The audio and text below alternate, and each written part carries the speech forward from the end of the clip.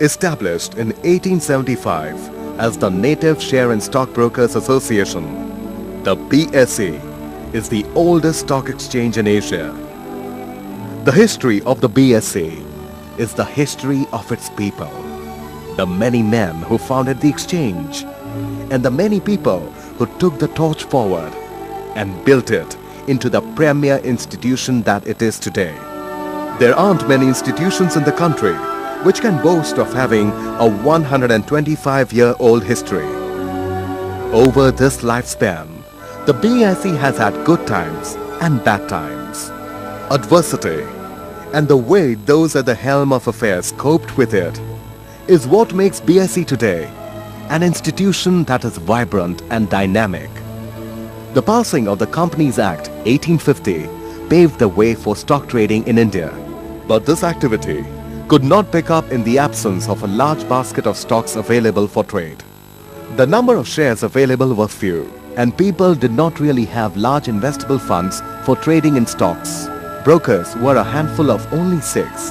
There was no trading hall or stock exchange building, and whatever little trading that took place was carried out in the open, under the balmy shade of a banyan tree.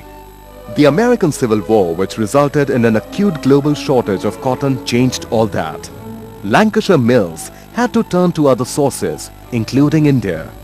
As cotton was exported from India in large quantities, its price soared. Surat cotton, for example, went from a price of between 3 to 5 pence per pound to between 20 and 24 pence. Thus, between 1861 and 1865, export of cotton resulted in an unusual influx of wealth in the form of bullion amounting to 850 million rupees, much of which landed on the beckoning shores of Bombay. Naturally, this huge inflow of wealth sought investment opportunities. Such opportunities sprang up spontaneously and brought with them a new generation of visionaries who, being in the right place at the right time, played their designated role. Premchand Roychand, who by virtue of being the first Indian broker to read and write English, found himself eminently suited to lead the equities market in Mumbai to a new level. He floated or helped float several companies which sought equity investments. Initially, these shares commanded huge premiums, an offshoot of the paucity of investable outlets and a surfeit of funds. With the increase in activity, the number of brokers increased to between 200 to 250, as did their prestige and clout. When things cooled down at the end of the American Civil War, the organization build-up of the BSE started.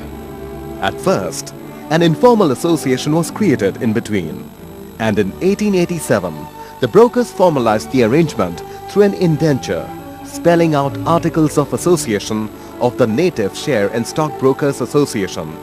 In July of 1875, 318 persons became, on payment of a princely sum of 1 rupee as entrance fee, members of the Stock Exchange Mumbai.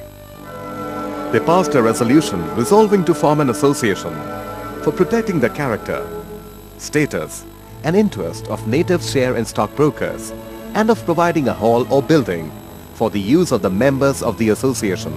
It wasn't until 1887, however, that they could formalize their resolution by a trust deed, which was the foundation of the present Bombay Stock Exchange. Men of great wisdom and vision pioneered the growth of the BSE.